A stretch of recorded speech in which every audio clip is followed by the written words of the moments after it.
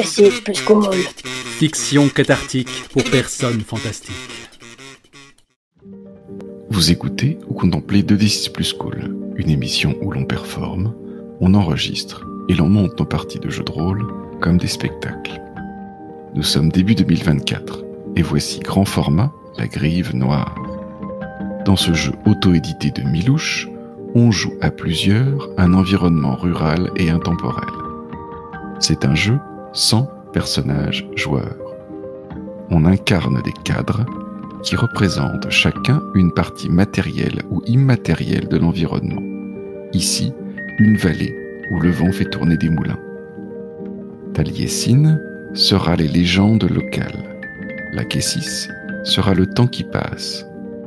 Milouche sera l'ambition des habitants. Et votre serviteur Lamson sera le vent qui souffle et ne s'arrête pas. Par notre narration, nous allons sculpter cet environnement de concert ou en opposition.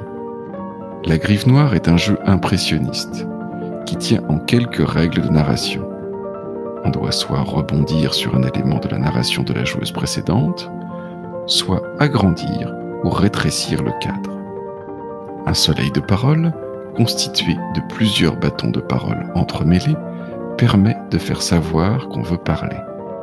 Ceux qui nous suivent en vidéo verront l'une saisir une branche pour indiquer au narrateur actuel qu'il doit bientôt s'interrompre, ou un autre toucher une branche pour demander l'espace de placer une incise.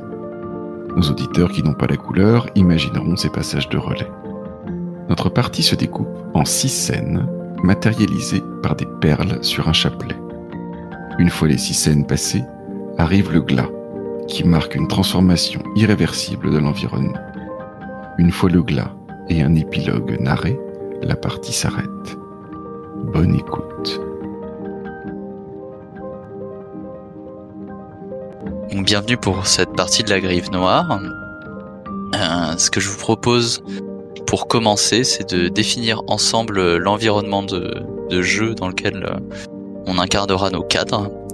Pour ce faire, c'est assez simple. On va, dans un premier temps, décrire cet environnement. Donc une première personne va décrire les choses de très loin. Puis une deuxième personne va zoomer. Puis une troisième personne zoomera encore plus. Puis encore plus. Donc si je donne un exemple, la première personne va dire une bande jaune, une bande bleue, une bande verte, par exemple. Une deuxième personne va dire eh bien cette bande bleue, c'est une mer très agitée qui vient s'écraser sur une plage sur laquelle il y a quelques arbustes qui subsistent sous le vent. Une troisième personne zoomera encore plus en disant sur cette plage on peut voir quelques cabanes en bordure de jungle dans laquelle résident des habitants au cœur lourd.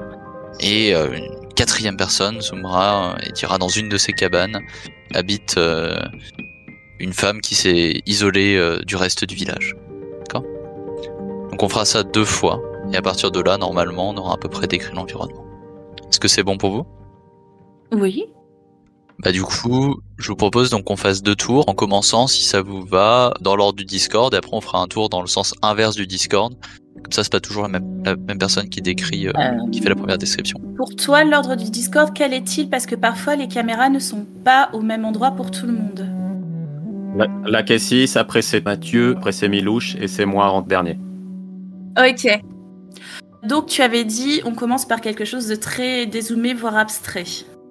Ouais, si tu mets le niveau d'abstraction que tu veux, c'est juste voilà, tu donnes un premier aperçu de l'environnement de très loin, et nous on va zoomer dans ce que t'as décrit une première fois. Ok. Une flaque d'un vert sombre, entourée de blanc duveteux.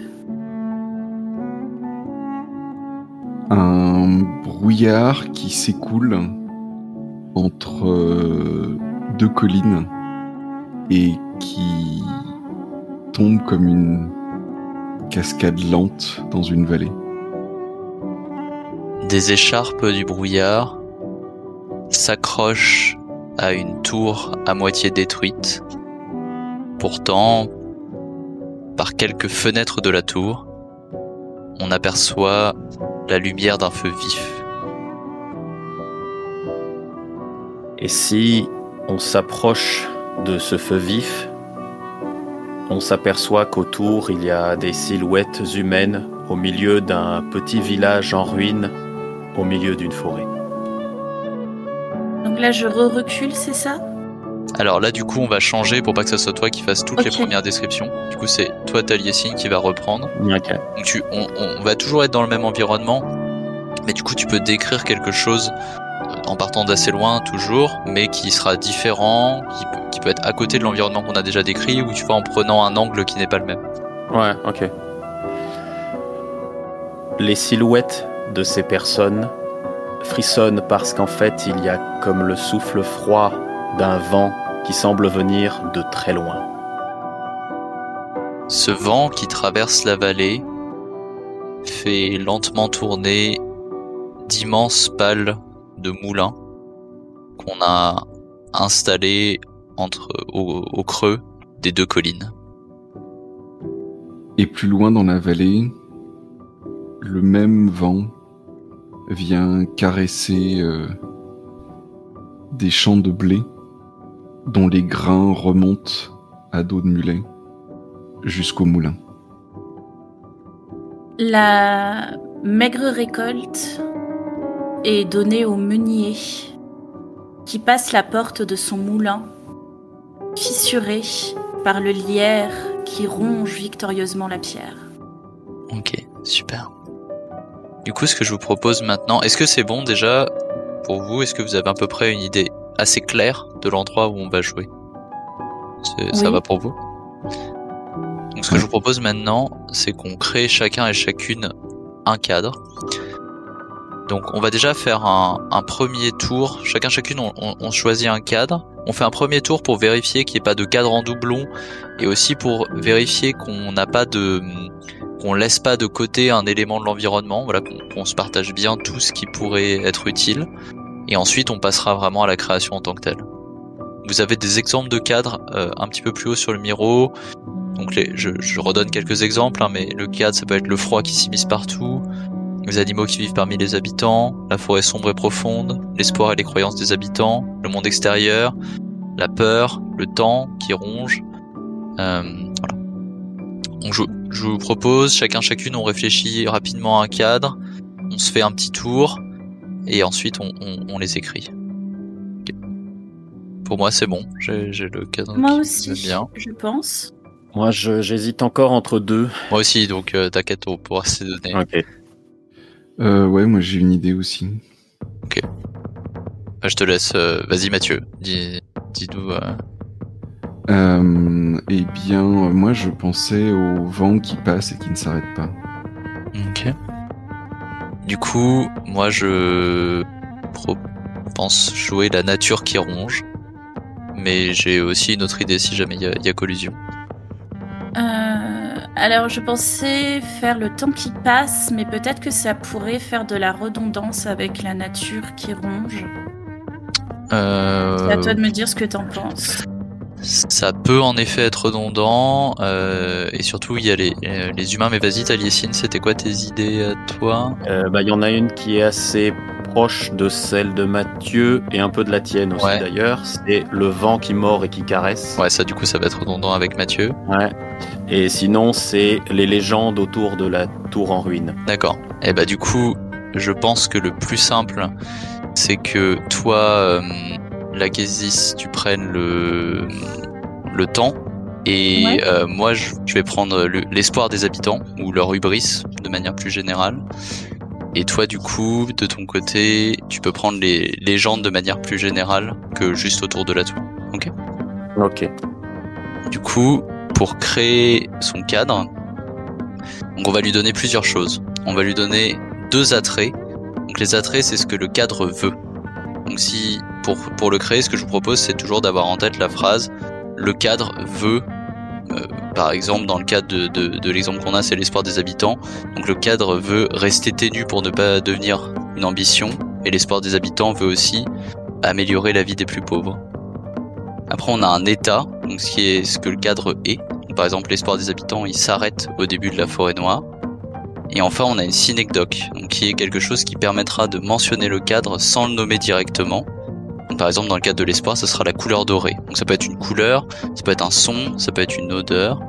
Voilà, c'est quelque chose qui nous permettra de mentionner ce cadre, de dire qu'il existe, mais sans forcément le nommer directement. Ok ? Ouais. Attrait et état peuvent être en concurrence, peuvent être antinomiques les uns des autres, c'est pas forcément un problème. Ok ? Oui. Et de même, les attraits sont des choses que le cadre veut, mais c'est pas grave si on les réalise pas. D'accord ? On se prend, si ça vous va, on se dit jusqu'à 50, 21h50 pour créer chacune son cadre. Et ensuite, on se fait un petit tour. C'est bon pour vous ? Oui. Moi, c'est bon. Ok. Dans ce cas-là, je vous propose qu'on se fasse un petit tour des cadres. Donc c'est plutôt simple. Chacune, on fait un tour des cadres. Donc on présente vite fait son cadre, on donne ses attraits, son état, sa synecdoque. Et une fois qu'on a donné tout ça, on va donner un élément partagé. Donc un élément partagé, ça peut être un endroit, ça peut être une personne, ça peut être un moment de la journée, un animal qu'on partage avec un autre cadre. Et ça peut être soit un élément de tension entre nous deux, soit un élément d'osmose. Donc chacune, on en donne un. Et normalement, par la magie des mathématiques, on devrait tous à la fin en avoir 2.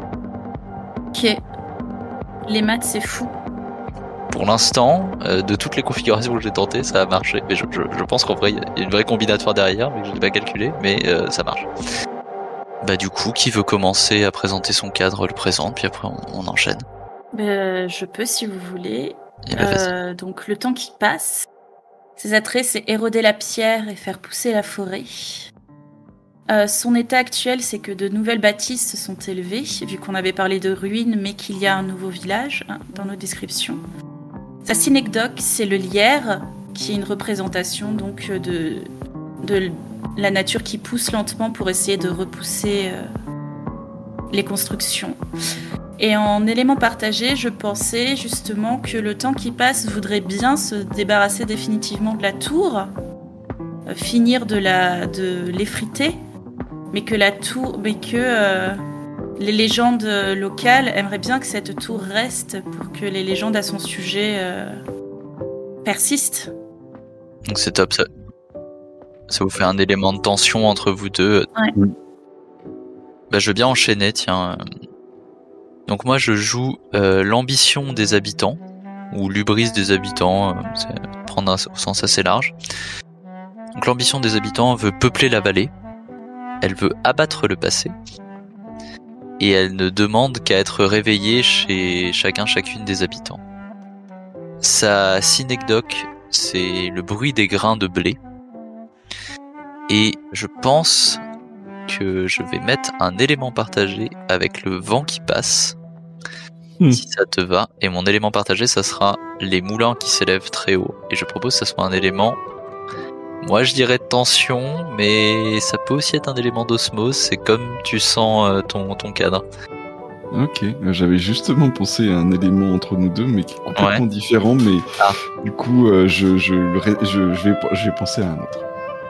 Et du coup, est-ce que tu le verrais plus en tension ou en osmose ? Parce que d'un côté, tu fais fonctionner les moulins, mais de l'autre côté, je pense, potentiellement, ils freinent ton passage. Et pour l'instant, dans la façon dont je vois mon cadre, c'est plutôt de l'osmose, ouais. Ok. C'est bien parce que ça évite qu'on veuille vraiment mettre à bas toutes les constructions. Et qui veut poursuivre, poursuit. Mon cadre, ce sont donc les légendes locales de cette vallée qui veulent qu'on se souvienne de leur nom, car on verra, j'imagine, mais également qu'éclosent de nouvelles légendes. Son état actuel, c'est que justement ces légendes ne sont plus comprises par les habitants de la vallée. Sa synecdoque, c'est le moulin à palabres, qui est le pendant, on va dire, métaphorique du moulin qui fait vraiment du blé. Et en élément partagé, je pensais faire quelque chose avec justement le cadre de l'ambition des habitants, Milouche, qui peut être à la fois, qui peut être soit tension, soit osmose justement, qui est que les légendes locales veulent que les habitants s'enracinent ici et les aident à s'enraciner. Alors du coup, ouais, c'est pas mal. Si on fixait ça dans un lieu, tu vois, ou une personne par exemple. Ouais. J'ai une idée à te proposer. Dis-moi. Est-ce que ça t'irait que notre élément partagé, ça soit un personnage mythique ou un personnage du folklore. Et du coup, il y a un peu une guerre mémorielle parce que toi, tu veux qu'il soit bien présent, et puis moi, je veux qu'on... Mais, à un moment, en fait, je pensais même sur le cadre introduire une espèce, tu vois, un peu comme dans le Pays Basque, les légendes du Bassajoun, qui est une espèce de perso qui est parfois un croque-mitaine, parfois quelque chose de positif, qui est censé hanter le lieu. Ok, bah dans ce cas-là, je te propose qu'on dise un héros ou une héroïne locale. Ouais. Est-ce qu'on peut juste lui donner un nom?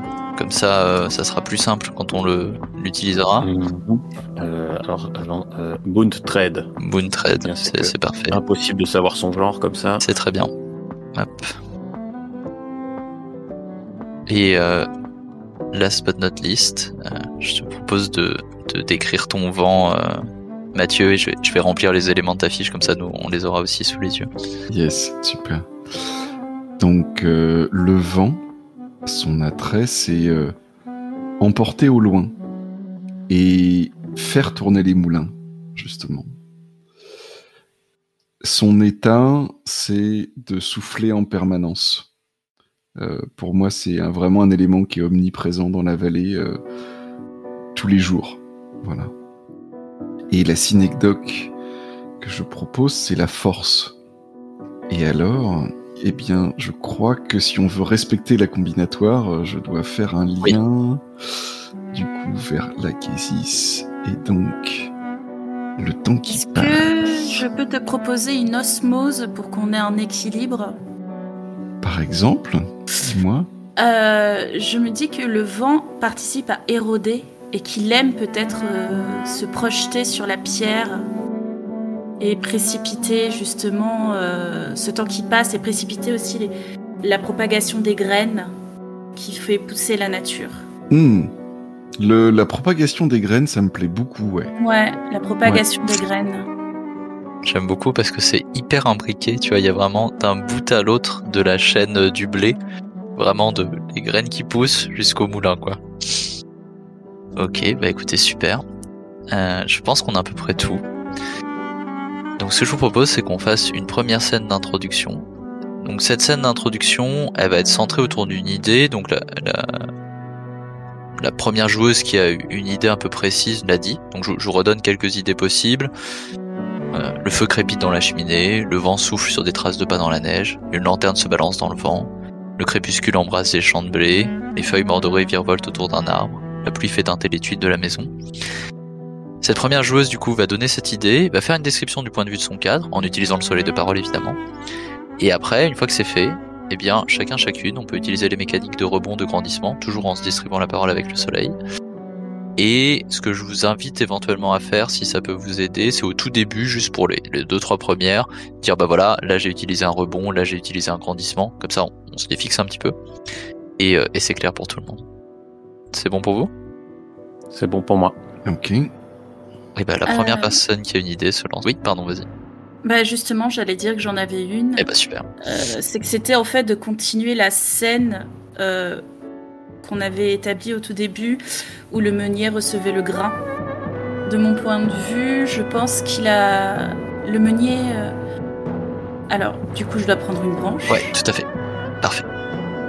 Le meunier, en remarquant ce lierre qui essaie de ronger son outil de travail, prévient son épouse, et on peut sentir l'odeur violente du vinaigre qu'elle verse après avoir arraché des racines. Et on peut aussi entendre le bruit sec des picots du lierre qui sont arrachés et qui font tomber du mortier sur le sol. Hop. Je vais faire un rebond. Car la femme du meunier, en fait, qui peut-être connaissait un peu déjà ce terrain, sait que c'est une tradition très ancienne, en fait, ici, d'utiliser le vinaigre pour arracher les mauvaises herbes, et notamment le lierre qui a tendance à pousser vraiment abondamment dans la région, qui est la seule plante, en fait, qui ne craint pas vraiment le vent ici. Mais certains, la voyant faire, lui rappellent que on dit que cette odeur de vinaigre peut appeler certains mauvais esprits et qu'on entend parfois leur voix dans le son du vent. L'odeur du vinaigre est emportée par le vent plus loin dans la vallée.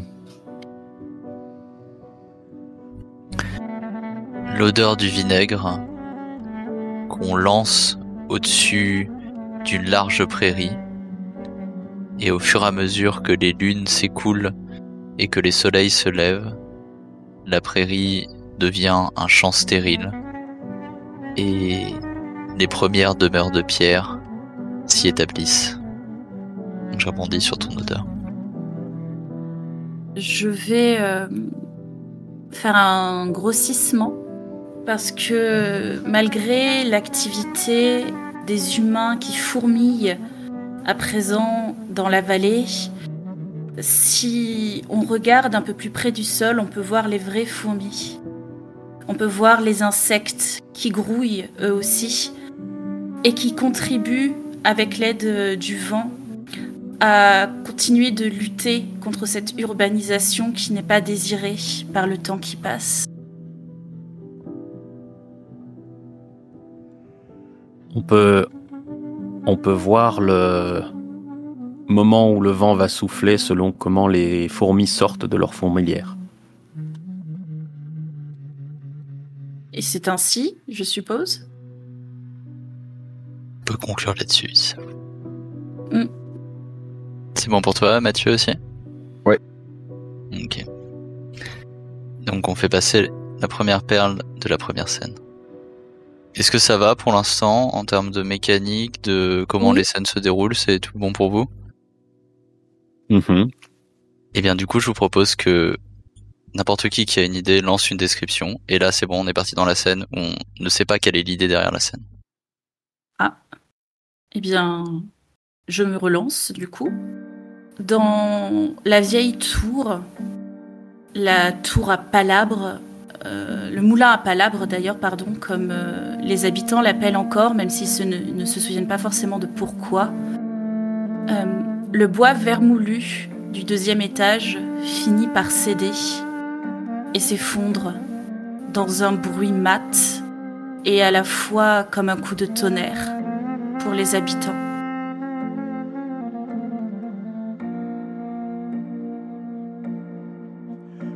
Vas-y. Je rebondis sur le tonnerre qui gronde dans les hauteurs, au-delà des collines, et qui est apporté par le vent d'orage, qui en quelques instants amène les éclairs sur la vallée. Et si l'on regarde sous ces nuages, sous ce tonnerre lourd, elle se tient droite avec sa cape et elle regarde cette tour en réfléchissant aux moyens de l'abattre. Tandis que l'on s'éloigne de cette silhouette, juste à côté, dans une des plus anciennes des nouvelles maisons peut-être, alors que l'odeur de l'ozone emplit la pièce, que craque le roulement du tonnerre, se mêlant aux pierres qui tombent et qui roulent de l'ancienne tour. Il y a une très vieille femme qui pleure. Ses larmes roulent. Elles roulent et elles tombent au sol. Ce sol qui, pour une raison qu'elle ignore, ne fait plus rien pousser depuis des mois. Une main se pose sur son épaule. Une promesse de retour, prononcée par sa petite fille, qui va partir au loin. Elle pose elle-même sa main sur la main de la jeune femme, cette main bouffée par le vinaigre, et ses larmes continuent de couler, tandis qu'elle ne comprend pas pourquoi la terre est devenue aussi stérile et pourquoi, comme la fertilité de la terre lui a été enlevée, sa force a disparu. Et sans qu'elle le sache, tout au fond de son lopin de terre, là où elle ne va plus, au milieu des ronciers, seules choses qui parviennent à survivre, un tout petit bourgeon pousse, qui est protégé des épaisses gouttes de pluie par le couvert des chênes recouverts de lierre. Dans le grand vent d'orage, la petite graine, emportée par le vent, qui est venu s'arrêter au fond de ce jardin et qui donnera ce bourgeon. La nuit, tandis que le vent crie, dégageant les branches de lierre, des formes se glissent malgré le danger au pied de la vieille tour maintenant abattue et en ramassent des pierres, des moellons pour les ramener chez eux. Le cri et les pierres, ce sont les armes qu'utiliseront la jeune fille devenue vieille, revenue dans le village, quand on tentera d'abattre le dernier arbre qui se trouve au fond du jardin de sa grand-mère.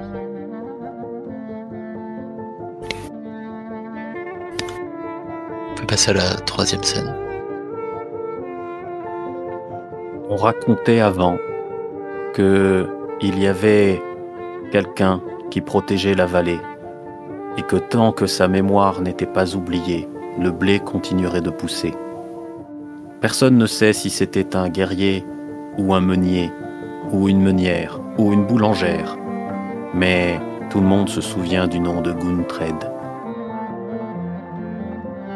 Et aujourd'hui, certaines personnes aimeraient propager à nouveau ce nom, alors que, à la place de l'odeur des blés fauchés et de l'herbe coupée, on sent celle du charbon. Vous voulez rajouter quelque chose ? Et le nom de Guntred est porté par le vent. Le charbon, c'est le moteur qu'utilisent maintenant les meuniers, en tout cas ceux de la ville, pour moudre leurs grains.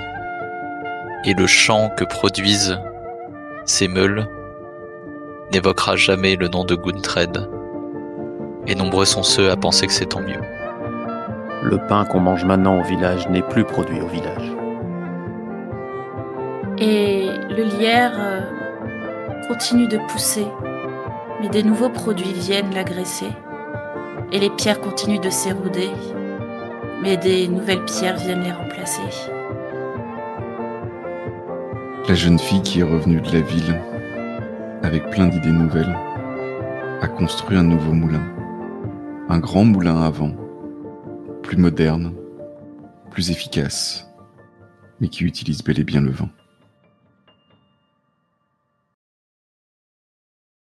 Elle l'a appelé le moulin de Guntred. À la porte de ce moulin, confectionnant un pain que les villageois aiment tant, se tient la femme de cette jeune fille du village. Elle ne sait pas pourquoi le moulin porte son nom, et la jeune fille ne sait pas exactement lui expliquer qui se cache derrière ce nom, et quelle fut la légende qui l'a créé. Ainsi.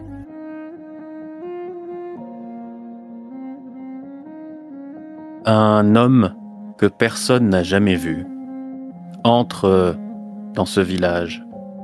Il dit qu'il vient de loin parce que ici, on raconte des histoires qu'on ne raconte nulle part ailleurs. Ces histoires, elles ont commencé il y a longtemps, avant que ce village n'existe, avant que le village d'avant n'existe, peut-être même avant celui-là encore. Et désormais, il aimerait les déterrer, un peu comme on enlève les mauvaises herbes des routes maintenant pavées. Et tandis qu'il déterre ces histoires, avec pour seul outil sa voix et son regard franc qui charme les villageois, nombreux sont ceux à lorgner sur les boutons qui ornent son gilet. Ils sont faits d'argent et possèdent un motif de lierre. Nombreux sont les villageois qui voudraient posséder les mêmes boutons. La seule chose que l'on a retrouvée, c'était un manteau. Un manteau dont on avait retiré les boutons. Les villageois ont été beaucoup plus forts que cet homme au sourire charmeur qui voulait déterrer leur passé. Et la femme de la boulangère regretta alors de ne pas avoir osé lui demander d'où venait son nom. C'est ainsi. Les moulins se dressent. Ils sont immenses, semblent indestructibles. Pourtant, en face d'eux, dans leur regard perpétuel, se trouve la tour qui est tombée.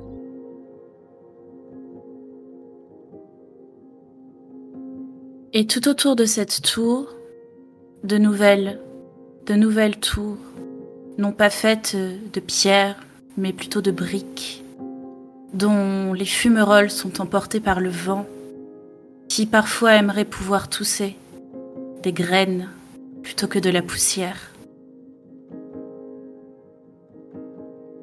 Les graines, apportées en grande quantité, non plus seulement pour nourrir les moulins, mais aussi pour replanter, en amont, pour éviter l'érosion, disent ces ingénieurs venus de loin.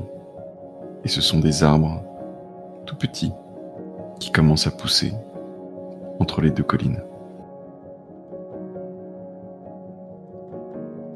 Et si l'on regarde autour des arbres petits, les mains qui s'en occupent, celles qui les font grandir, ce sont celles de personnes qu'on appelle Buntred, car c'est ainsi qu'on se nomme ici. Curieusement, depuis que tous ces moulins ont poussé, que les graines se répartissent, que ces arbres petits ont commencé à émerger, on voit moins de lierre sur ce qui reste de la vieille tour. Les nouveaux bâtiments n'ont plus le même goût, n'ont plus la même texture.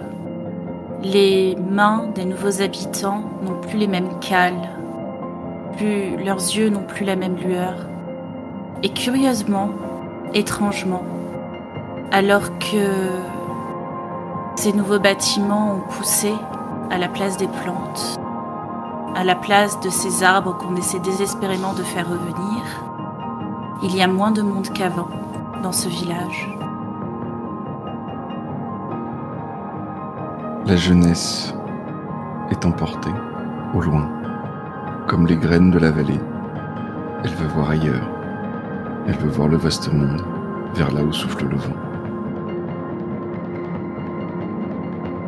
Comme les graines égarées qui restent dans la vallée, les quelques-unes qui n'ont pas été soufflées par l'élan gigantesque du vent.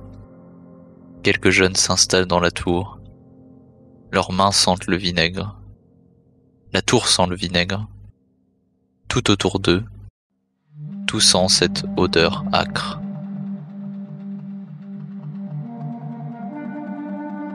C'est ainsi.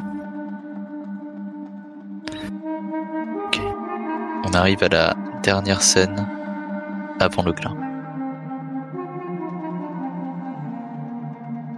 Qu'il l'ait voulu ou non, le temps a fini par passer, bien que ce soit d'une façon qu'il n'apprécie pas.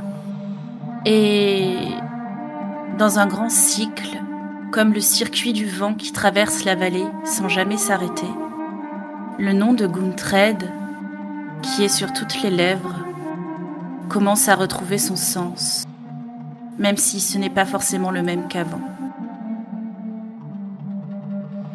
Il arrive que au pied de la vieille tour, ou parfois ailleurs dans le village la nuit, alors que le vent se fait moins présent et que sa voix devient plus douce, des gens, ceux qui possèdent encore les pierres de la vieille tour, se réunissent autour d'une torche et racontent des histoires, mais comme ils ne connaissent pas les histoires d'avant, l'édit de Guntred, l'édit du moulin à palabres, ils en inventent de nouvelles. Et maintenant que les arbres ont poussé, c'est vrai, parfois, certains jours, le vent est beaucoup moins fort.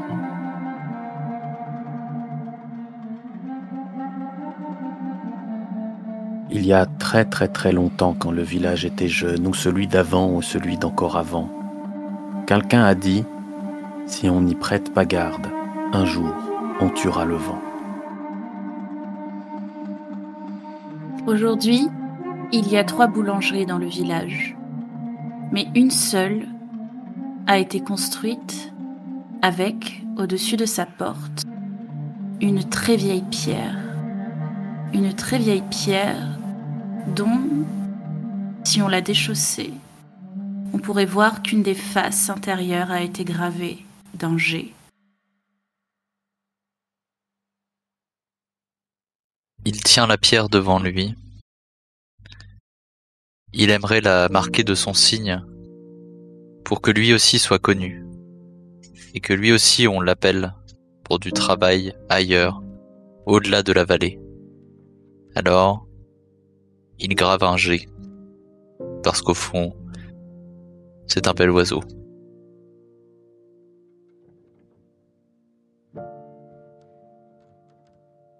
C'est ainsi ? C'est ainsi. C'est ainsi. Ok. C'est ainsi. Du coup, nous en sommes maintenant rendus au glas. C'est assez simple. On va jouer une dernière scène qui va être centrée sur le glas. Donc cet élément transformateur qui peut modifier en profondeur nos cadres. Et c'est ça qu'on va raconter dans cette dernière scène. Comment nos cadres sont modifiés, transformés par le glas. Et on peut, lors de cette scène, faire un geste particulier qui s'appelle la dislocation au crépuscule, c'est-à-dire que on prend à ce moment-là l'ensemble des bâtons du soleil de parole, on les met sur son cadre, et on explique comment son cadre disparaît complètement. C'est un moment qui n'appartient que à la personne qui est en train de raconter, et à ce moment-là, du coup, son cadre n'existe plus du tout dans l'environnement dans lequel on est. Donc il y a quelques exemples de glas en haut, je vous en cite quelques-uns. Le glas peut être la mort qui rôde, une nouvelle route qui vient traverser le lieu, le manteau étouffant et implacable de la neige, l'effondrement de la montagne, la destruction de la forêt qu'on vient couper pour faire rouler des automobiles, etc. La première joueuse qui a une idée précise de glas coupe la corde du chapelet et annonce du coup qu'elle va lancer le glas et lance une description. Je vois que Mathieu a déjà une idée très précise. Donc si tu veux, je te laisse couper la corde en supprimant le petit fil. Et je te laisse te lancer dans ta dislocation. C'est ça ? Eh bien, le vent ne souffle plus. On entend encore, dans la vallée, le son du vent dans les arbres, cette forêt dense, beaucoup trop dense, qui a été oubliée là-haut, jamais vraiment coupée, et dont les arbres maintenant hauts, presque aussi hauts que les collines, empêchent le vent de s'écouler jusqu'au fond de la vallée.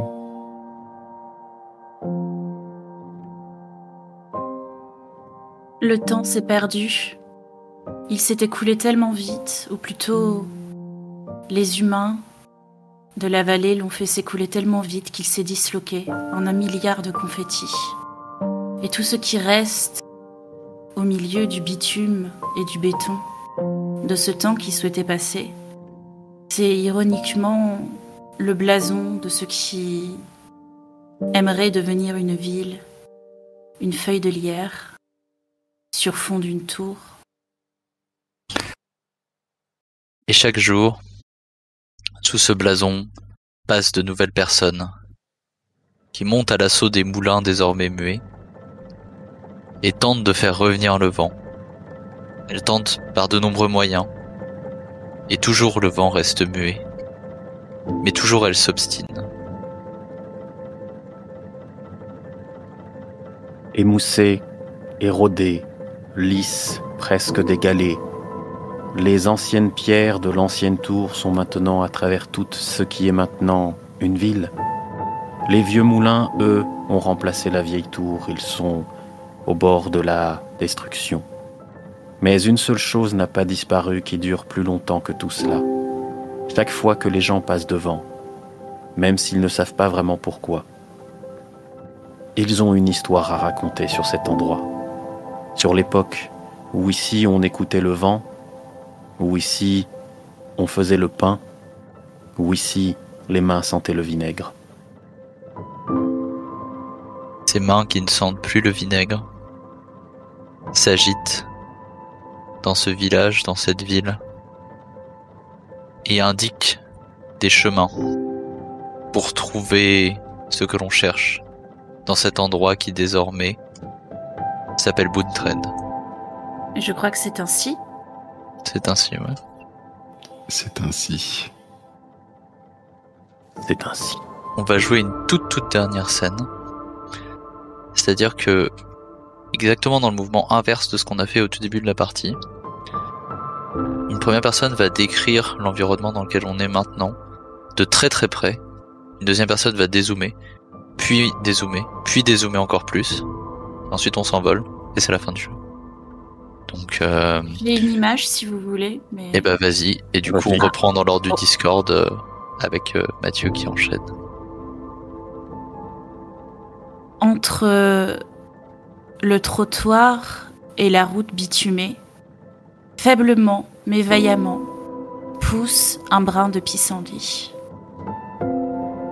Au pied d'une boulangerie, dont s'échappe l'odeur du pain, qui flotte dans la rue, le pain qui cuit, et par les grandes vitres modernes, on voit le boulanger au milieu de toutes ces différentes machines qui pourtant a bel et bien les bras pleins de farine pour fabriquer du pain.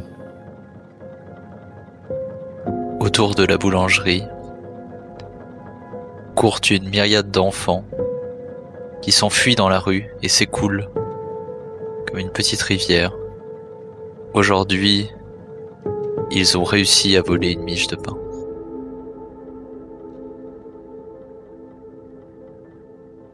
Ils courent comme des fourmis au milieu des rues que l'on voit de si haut. Et s'ils avaient pu s'arrêter un instant, peut-être auraient-ils senti, comme une petite caresse, une petite bise, le souffle du vent. Ok. Et ben c'est la fin du jeu. Je me rends compte que, à la base, tu avais dit que c'était le début du 19e, mais que je suis partie sur des usines à un moment. Oui, ça marche, hein, Et oui. On a flirté un petit peu plus loin, mais c'est pas très gênant. Tu vois, on restait dans le canon, on n'a pas introduit trop de trucs très très très modernes. Ça marchait très bien. C'est pas évident de... Enfin, pour moi en tout cas, d'être toujours du point de vue de mon cadre. De pas se laisser un peu manger par la narration et de pas rebondir juste sur un truc avec l'idée qui te vient telle qu'elle te vient quand même. Pour ça, tu vois, faut vraiment voir le cadre comme un espèce de point d'appui. En fait, c'est pas très grave si tu vas plus loin ou si tu tires plus loin parce qu'en fait, ça raconte un truc qui reste intéressant, tu vois. Tant que tu vas pas empiéter trop sur ce que font les autres, mais c'est pas du tout ce que t'as fait, donc pour moi ça fonctionne. Et je trouve ça assez drôle qu'au final, le temps soit passé, mais se soit disloqué quand même. Parce qu'on peut pas arrêter le temps, mais le temps n'a pas obtenu ce qu'il veut. C'est assez drôle. J'aime bien l'image qu'on a créée avec les légendes aussi qui... au final, elles sont mortes, mais en fait, il y en a de nouvelles. Puis le village a obtenu ce qu'il a voulu, il a grandi, mais c'est plus un village. Enfin bref, il y a eu C'est un motif qui s'est répété, je trouve. C'est-à-dire que le vent a tellement bien travaillé qu'il peut plus souffler parce qu'il a plus la place. Aussi. Oui, clairement. Ouais, moi j'étais un peu en surcharge au début, je pensais, avec toute la technique à assurer. Et puis aussi le fait que je pouvais pas consulter facilement d'autres trucs, etc., etc. Donc j'avais un peu de mal à me souvenir des différentes choses. Mais je dirais paradoxalement, mon cadre a été hyper présent. Vous avez tous repris le vent tout le temps, etc. Et donc c'était très bien. Finalement, j'avais peu de choses à faire. C'est que, enfin, ce qui était super avec ton cadre, du point de vue, on va dire, purement narratif, du conteur et tout ça, c'est que il amène un élément non visuel et qui met une ambiance directement. Et donc, c'est du pain béni, en fait, pour raconter des choses et donner une ambiance en 3 mots. Donc, il était très utile, en fait, pour ça, ton cadre. Parce que le vent qui souffle, c'est également une super métaphore du temps qui passe, de la destruction des choses, du renouveau. Enfin, en fait, il s'intégrait très facilement à tous les autres cadres. Bah, d'ailleurs, j'avais... Enfin, mes 2 relations... Comment est-ce qu'on dit ? Les 2 domaines... Éléments partagés. Les 2 éléments partagés, c'était des choses positives, en fait. Ouais, J'avais rien en opposition. Toi, t'avais les 2 osmoses. J'ai beaucoup aimé cette scène. Enfin, je suis d'accord avec toi sur ce que tu disais, la Késis, de... Tu vois, il y avait des motifs et tout ça. Et en même temps, il y a une scène qui était purement gratuite, mais que j'ai trouvé hyper cool. C'est la scène où l'espèce de conteur là vient pour récupérer des légendes et tout ça. Puis en fait, le village le supprime. Et j'ai trouvé que c'était très cool parce que ça faisait... Mais ça ressemble pas mal, tu vois, tu sais, dans les légendes un peu classiques, t'as des motifs, puis au milieu il se passe un truc, on sait pas trop pourquoi c'est là, ça veut dire quelque chose en tant que tel, c'est très indépendant, et il y avait vraiment ce côté-là dans cette scène qui était purement un bloc, quoi. Ouais, bah pour moi en fait c'était... Bah déjà t'avais introduit l'idée des gens qui enviaient ces boutons, il me semble que c'était toi qui l'avais introduite cette idée-là, et pour moi en fait ça avait lien un peu avec 2 cadres, c'était le tien et celui des légendes. C'est-à-dire que les villageois sont tellement orgueilleux qu'ils n'ont pas envie de partager, qu'ils préfèrent posséder, plutôt que de partager, ils préfèrent prendre. Et peut-être aussi que ça a créé une nouvelle légende. C'est cet homme qui est venu et qui a disparu, etc. Et du coup, je trouvais que c'était thématique, même si c'est vrai que c'était saugrenu, parce qu'on avait tout qui était très poétique, et tout d'un coup c'est devenu super terre à terre, puis c'est reparti sur... Mais en même temps, moi je trouvais ça très dans la narration qu'on faisait, parce que ça racontait aussi un peu ton cadre, la Késis, de ces gens, et le tien Milouche, ces gens qui sont tellement orientés vers le progrès et le futur qu'ils refusent d'avoir un passé. Oui. C'est vrai. Et en même temps, tu vois, t'as le motif récurrent du nom, enfin du nom de la légende là qui revient pas de plein de formes en prénom pour les enfants, soit en nom du à la fin. Qu'en fait, ils arrivent pas à y échapper, quoi. C'est trop prégnant. Mais en même temps, ils ont tué quelqu'un. Peut-être que le meurtre sera résolu des années plus tard en mode cold case. Tintin. En plus, il faut un autre jeu de rôle pour jouer l'enquête. Ouais, alors, clairement celui-là ne servira pas pour l'enquête. Brindlewood, on fait ça, la Brindlewood Bay, avec des petites vieilles dames qui font une enquête. Des vieilles dames qui vont trouver un crâne dans leur jardin. Et elle a un manteau où il manque les boutons. Ouais. En plus, cette légende avec le nom, ce qui est bien, c'est que on s'est mal entendu, Milou, sur le nom. Moi, je disais Boontred et tu disais Boontred, mais du coup, ça donne un truc super réaliste. Les gens, ils se souviennent même plus vraiment de ce que c'était le nom à l'origine. Ah, d'accord. C'est pour ça qu'il y avait un G sur la pierre, mais je crois que du coup, t'avais pas... Moi, ça me dérange pas parce que c'est comme ça que ça se passe dans la vraie vie, en fait. Mais c'était un G dans le sens la lettre. Oui. Tu l'as pas fait exprès ? Non. Moi, j'étais persuadé que tu l'avais fait exprès. Non, je l'ai pas fait exprès. Non, c'est trop bien. Ça avait pas du tout le même thème. C'est que pour les spectateurs, ça fait oh, on sait enfin qui est Guntred. Ah bah non, c'est pas en fait qui est Guntred. Parce que ça fait vraiment erreur de traduction, tu sais. Oui. On prend un mot qui les gens, ils ont Ils ont pas fait paléographie dans le coin. Ah, mais après Brindlewood Bay, il faut jouer à Milvaux, du coup. Parce que une fois que le meurtre est révélé, eh bien, ça devient de l'horreur forestière avec la forêt, l'esprit du mec qui vient se venger au travers de la forêt parce que son crâne a été dérangé. Voilà, on peut faire une histoire en 3 actes avec 3 JDR différents. Je trouve que c'est un concept, il faut qu'on en parle à Volsung. L'avantage avec ce truc, avec ce jeu-là, c'est que tu peux créer beaucoup de settings, c'est clair. Tu peux... On aperçoit quand même qu'on a eu le réflexe, mais qui est hyper compliqué, j'imagine. Alors, je sais pas, dans tes playtests, dans les parties que tu as déjà fait, Milouche, c'est si souvent le cas. Mais un peu contrairement à ce que tu nous indiquais au début, on a quand même été très chronologique dans le déroulé. Il y a eu des petits retours et des petits... Il y a eu des petits retours, ouais. En fait, je le dis au début, parce que je sais que... si je le dis pas, c'est presque expliqué dans les règles et tout ça. Si je le dis pas, en fait, effectivement, on va être super chronologique. Et du coup, mais c'est logique parce que tu peux pas tout construire à l'envers, quoi. C'est trop dur, surtout en impro. Mais du coup, c'est normal que ça soit. Mais il y a eu des retours, tout à fait. Il y a eu des retours avec la pierre, etc. Avec la boulangère. Il y a eu un fast forward. Enfin, la jeune fille. Elle était vieille, puis après elle est revenue, elle était boulangère. Enfin, il y a eu quand même des petits sauts de puce. Oui, c'est ce que porte le jeu. Tu vois, enfin, en tout cas dans les playtests, je crois que j'ai jamais fait de playtest où on a tout construit à l'envers, quoi. Souvent, on fait ça, des petits sauts de puce qui explicitent des éléments globalement, mais parce que c'est trop. Enfin, tu peux pas tout faire dans l'autre sens, quoi. Mais du coup, c'était bien sympathique. Très très sympathique, oui. Débordant d'optimisme. Mais c'est mélancolique quand même parce que au final ils ont détruit un peu la nature autour d'eux à force de... c'est la vraie vie, quoi. C'est l'industrialisation. Mais le village a fini par grandir même s'il a eu un passage à vide. Oui. Il est repassé par l'étape forêt avant de redevenir une ville. Parce qu'il y avait du bois à exploiter, MDR.